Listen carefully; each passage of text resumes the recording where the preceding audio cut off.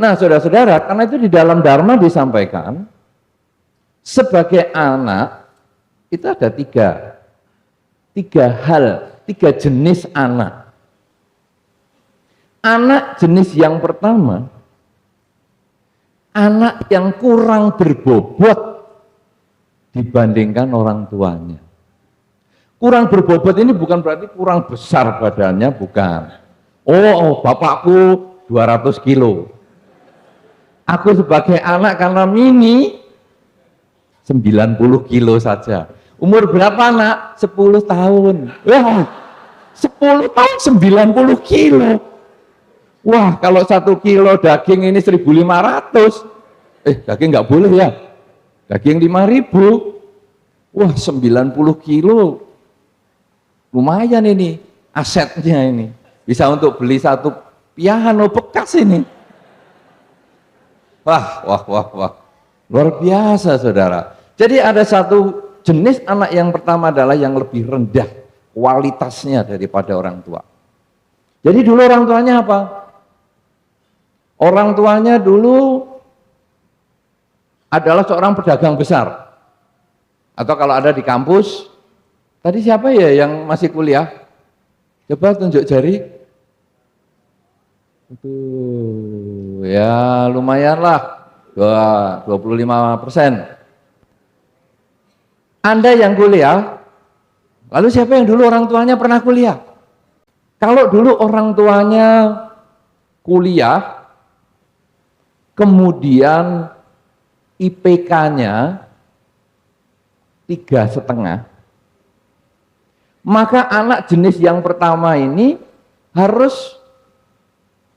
anak jenis yang pertama ini kualitasnya lebih rendah. Jadi bapaknya sudah itu IPK-nya 3,5, anaknya itu ya kira-kira 1,5 lah IPK rata-ratanya, IPK-nya itu.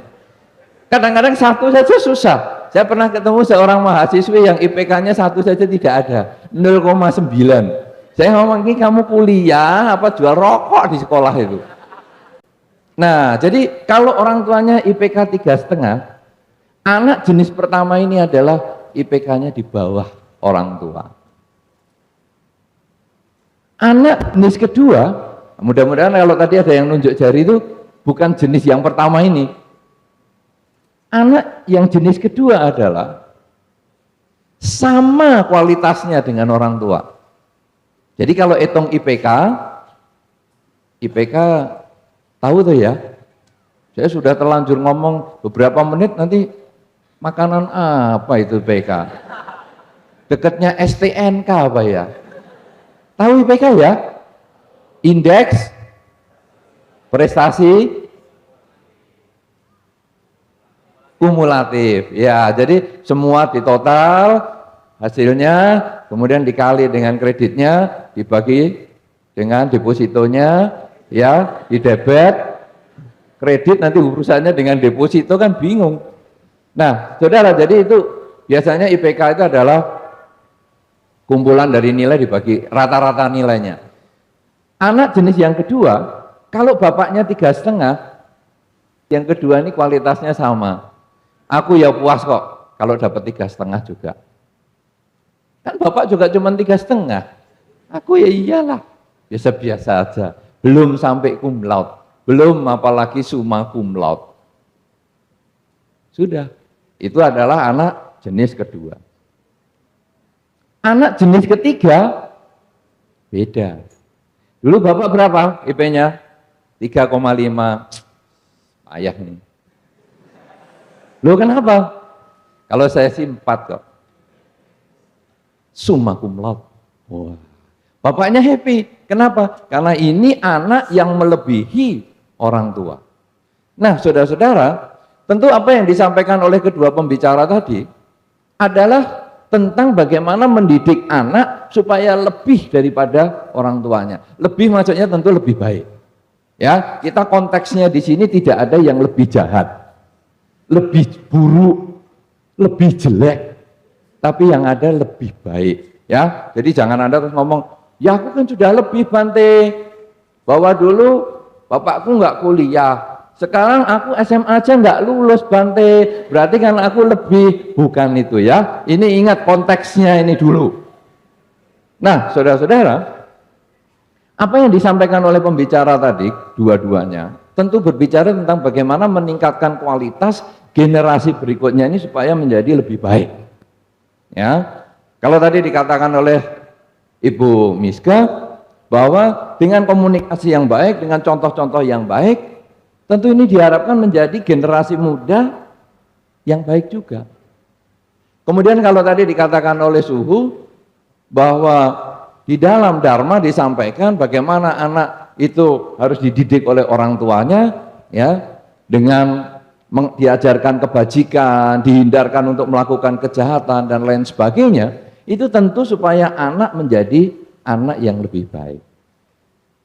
Saudara-saudara, apa yang mau saya sampaikan sekarang di sini tentu tidak mengulang kedua pembicara, karena nanti saya menghilangkan tugas daripada Saudara Wedi sang moderator. Dan ini tugasnya Saudara Wedi nih.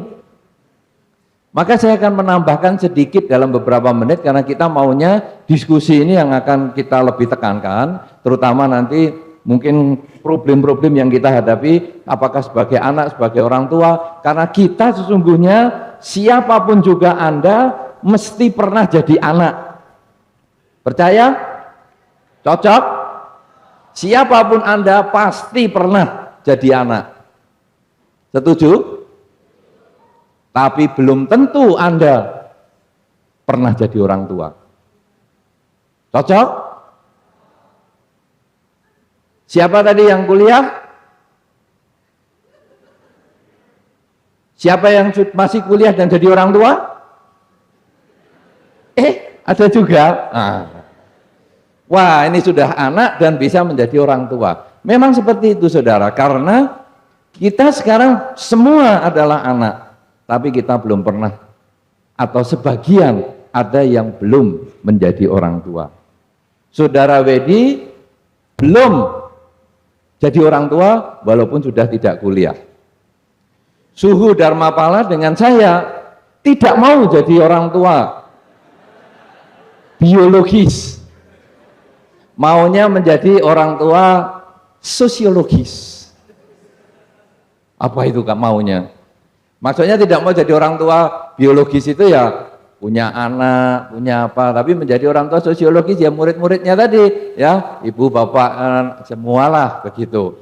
Dalam ada satu tempat kemarin waktu ada seminar tentang keluarga, orang mengatakan Bante ini tidak berkeluarga, tapi mau cerita tentang keluarga. Saya ngomong maaf ya, saya berkeluarga. Kenapa? Karena saya bukan lahir dari batu. Saya punya orang tua, punya bapak, punya ibu, punya kakak, punya saudara. Itu keluarga saya. Saya berkeluarga, tapi saya tidak berumah tangga. Beda kan? Beda atau sama? Beda. Nah jadi karena saya berkeluarga, saya mau cerita tentang keharmonisan dalam keluarga. Tapi karena saya tidak berumah tangga, maka saya hanya pengamat kehidupan rumah tangga. Tapi saya bukan pelaku rumah tangga. Saya hanya punya rumah dan tangga. Rumah saya namanya wihara. Di wihara ada tangga untuk ganti lampu, hanya gitu aja. Nah, saudara-saudara, jadi sekarang apa yang harus kita lakukan sekarang? Bahwa kalau tadi kedua pembicara sudah menyebutkan tentang inilah cara-cara untuk membangun anak yang baik ataupun orang tua yang bertanggung jawab.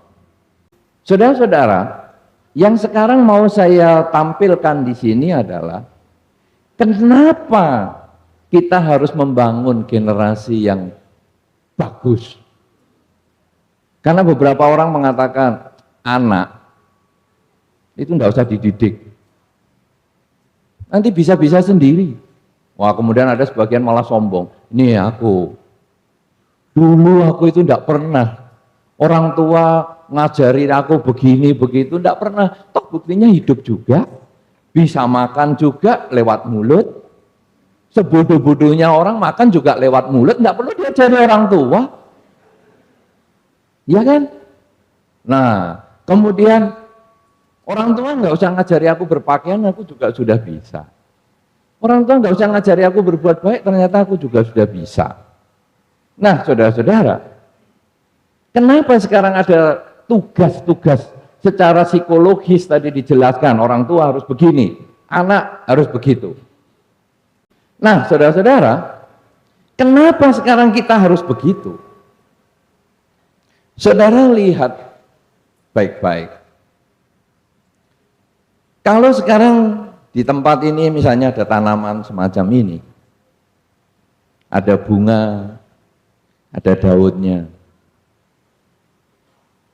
Orang tua dan anak, itu kalau kita mau lihat secara alamiah, kalau tadi psikologis, buddhistis, lah ini naturalis. Supaya sedikit beda lah maksud saya itu. Saudara, kalau kita lihat pohon, batang pohon itu adalah orang tua. Cabang pohon itu adalah anak. Tunas itu adalah anak. Saudara yang langganan majalah pepohonan tentu tahu bahwa kalau sekarang ada tunas itu adalah sesungguhnya adalah anak dari pohon itu. Sehingga kalau kita potong, kemudian kita rawat dengan baik, ditebarkan di tempat lain, dia akan tumbuh lagi. Ya, kan begitu kan? Bisa bayangkan? Pernah lihat pohon? Karena belum tentu loh. Sekarang kasus-kasus di kota itu ayam saja belum pernah lihat. Ayam lihatnya di mana? Di televisi, Discovery Channel. Sehingga kadang-kadang orang konsepnya kucing, kemudian tikus bisa naik sepeda motor. Ya, karena nontonnya di televisi Tom and Jerry. Nah, saudara-saudara, kemudian kita lalu berpikir pohon itu batang adalah orang tua kita. Cabang ini adalah anak. Anda perhatikan baik-baik. Cabang itu walaupun kecil, dia memiliki seluruh kualitas batang pohon yang besar. Tanpa pencangkokan, kalau batang pohon ini mangga, maka pasti cabangnya, apa itu? Cabangnya pasti apa? Batang mangga. Bukan mangga, karena tumbuhnya mangga itu setelah ada bunganya dulu. Ini mana ada batang pohon langsung mangga? Ini jelas belum pernah lihat tanaman kok. Nah, saudara-saudara, jadi ini batang pohon mangga, maka kemudian tunasnya ini adalah tetap tunas pohon mangga. Tidak mungkin tunasnya itu pohon durian. Oleh karena itu secara alamiah tunas ini membawa seluruh sifat yang ada di pokok batangnya. Dan pada saatnya nanti tunas ini akan menyambung kehidupan dari pokok batangnya. Oleh karena itu saudara, kalau pohon memang tidak mengajarkan apa-apa, dia diam saja, dia menyedot makanan yang cocok, maka akhirnya tunasnya ini nanti akan tumbuh sesuai secara alamiah. Kulitnya sama, kemudian batangnya kekerasannya sama, kemudian daunnya sama, buahnya sama. Tidak bisa buahnya itu kemudian balelo, tahu balelo? menentang alam. Ini mangga, kemudian ini batangnya ya batang pohon mangga, kemudian daunnya juga tapi keluarnya langsung buah durian, tidak mungkin. Nah, senakal-nakalnya anak sebetulnya dia tetap punya kualitas orang tuanya. Sehingga kalau orang mengatakan, anak ini nakal nih, anaknya siapa? Oh, pantas bapaknya itu. Tidak mungkin lewat, karena itu tadi Suhu sudah mengatakan bahwa dibacakan tadi, tugas anak itu adalah menjaga nama baik orang tua. Kenapa? Karena batang ini tetap tidak bisa lepas dari pokoknya. Secara alamiah tidak ada pendidikannya, tetapi secara manusiawi, kalau tadi dikatakan pohon tadi menyerap sari-sari tumbuhan, sari-sari tanahnya untuk tumbuh, maka sekarang sari tanah ini adalah hal-hal yang dipilih oleh orang tua untuk cocok kepada anaknya. Maka tadi dikatakan oleh Suhu juga, memilih hal yang baik, memberikan anak hal yang baik dan memisahkan anak hal yang buruk. Nah, mengajarkan yang baik dan buruk, kalau ditanya lagi, baik menurut siapa? Karena baik di sini belum tentu baik di sana. Buruk di sini belum tentu buruk di sana. Nah, inilah pemilihan yang kalau dalam tumbuhan menyerap sari tanah itu yang sesuai. Kalau teratai menyerap dari lumpur. Tapi kalau pohon mangga yang menyerap dari tanah, pohon mangga dicelupkan air dia tidak akan hidup. Dan kalau batangnya nggak hidup, anaknya juga nggak hidup. Oleh karena itu pemisahan baik dan buruk ini nilai moralitas. Kemudian kalau di dalam Dharma dikatakan yang baik itu adalah ketika Anda melakukan dan Anda tidak timbul penyesalan jangka pendek maupun jangka panjang. Sedangkan kalau hal yang buruk, ketika Anda melakukan, Anda sudah akan kepikiran terus. Seperti ngerepek misalnya, nyontek. Saudara mahasiswa, nyontek. Itu nanti pasti menimbulkan kegelisahan, kecuali yang sarafnya sudah agak konslet. Karena mau nyontek gini aja mesti noleh kanan, noleh kiri, noleh kanan, noleh kiri. Tidak ada yang tahu. Baru keluar. Padahal dirinya kan tahu. Tapi karena dirinya sudah dianggap bukan manusia juga, akhirnya tidak ada yang tahu. Kalau sudah begitu, ini pasti bukan perbuatan benar.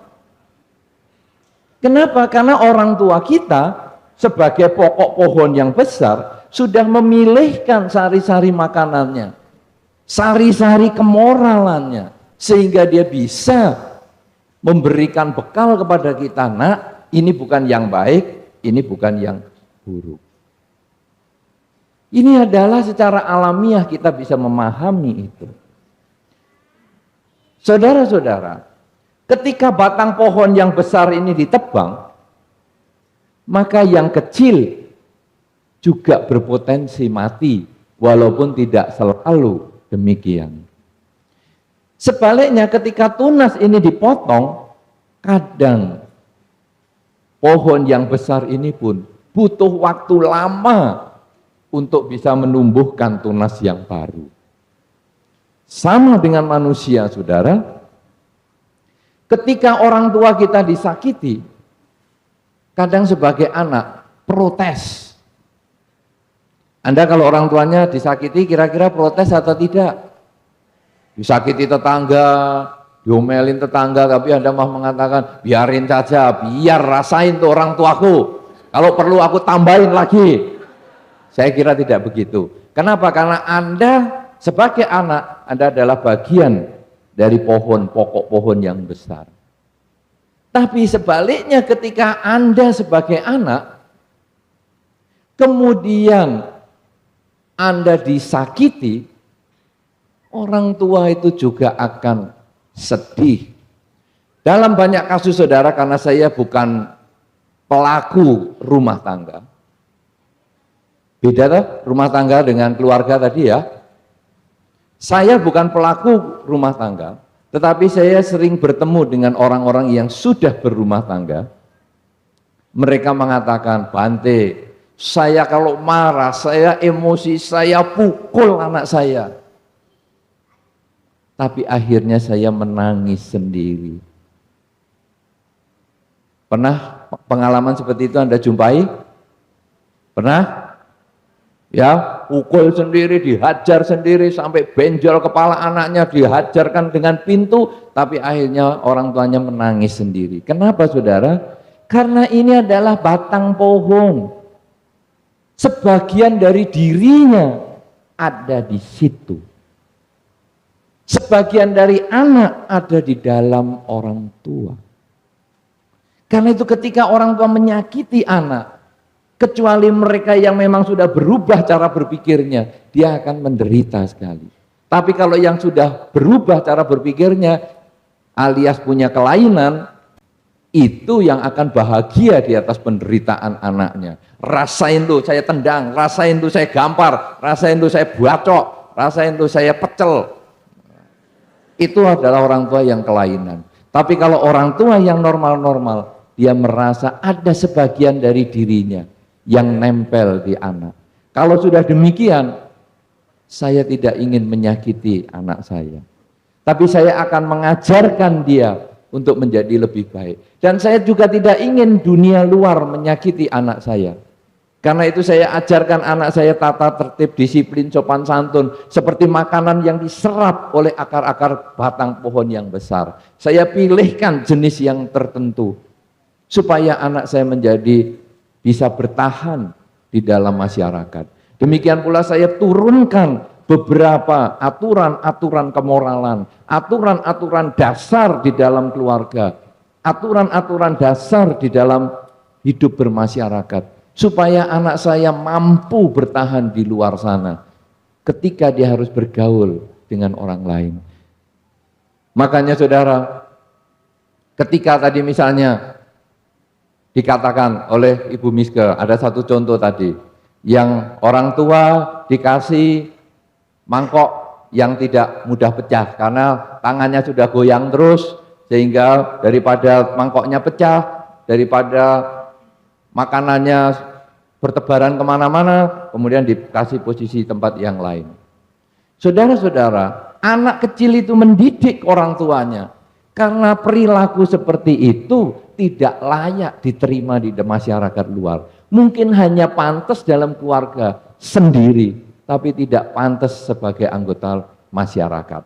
Nilai-nilai seperti inilah, karena anak dan orang tua adalah satu kesatuan yang tidak bisa dipisahkan, maka sesungguhnya anak dan orang tua saling mengajar, saling mendidik, saling belajar. Maka kalau tadi Suhu sudah menutup pembicaraannya dengan 2 menit korup tadi, katanya Suhu kan korupsi mau 2 menit lagi. Nah, saya tidak tahu nih sudah berapa menit juga kelebihannya, ajar terus karena jam saya sudah pas rusak juga. Jadi tadi kan Suhu menutup dengan 5 peranan tadi. Ya, bisa ada peranan sebagai teman, peranan sebagai kakak, sebagai orang tua, sebagai bos, sebagai pembantu, dan lain sebagainya. Sebetulnya itu adalah sarana untuk mengenalkan nilai-nilai yang ada di dalam masyarakat, kebudayaan tempat mereka bertinggal, supaya kita bisa diterima di dalam masyarakat.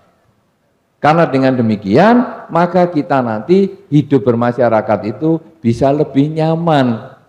Tidak lagi terjadi ganjelan karena menjadi orang yang aneh. Ya, nah karena itu sebagai orang tua pun Anda harus membuka diri untuk kadang harus belajar dari anak. Apalagi anak-anak yang sudah pada kuliah, apalagi kuliahnya di Tarumanegara yang hebat sekali ini, tentu orang tua harus mulai mendengar, oh anakku ngomong apa ya. Memang dulu anak Anda pernah berada di dalam perut Anda, pernah kecil sehingga muat di perut Anda. Tetapi anak Anda itu sekarang sudah dewasa, anak Anda sudah menjadi batang yang besar juga. Mungkin sudah ada cabang lagi, mungkin sudah ada ranting lagi, dan mungkin anak Anda itu juga sudah berkembang, sudah mempunyai buah juga yang lain lagi. Kalau sudah demikian saudara, sudah layaknya juga orang tua membuka diri untuk belajar dari anaknya.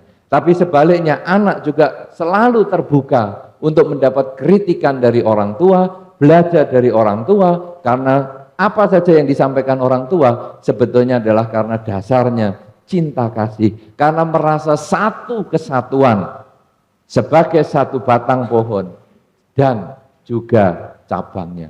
Inilah yang mungkin saya perlu sampaikan sebagai dasar kenapa kita perlu komunikasi, kenapa kita perlu teladan, percontohan, kenapa kita perlu membagi tugas anak dan tugas orang tua, karena kita dengan orang tua sesungguhnya tidak bisa dipisahkan, ada nilai-nilai yang kita harus pelajari dari orang tua, peningkatan kualitas diri di dalam masyarakat. Kalau masyarakat kita dan masyarakat di tempat-tempat lain itu ada peningkatan kualitas diri, saling mau terbuka, orang tua dengan anak saling memberi dan saling meminta atau saling belajar, maka terbentuklah satu negara yang masyarakatnya terbuka wawasannya untuk saling belajar. Kalau negara kita ini bisa menjadi percontohan sebagai negara yang terbuka untuk belajar maupun mengajar, saling belajar, maka kita akan hidup di dunia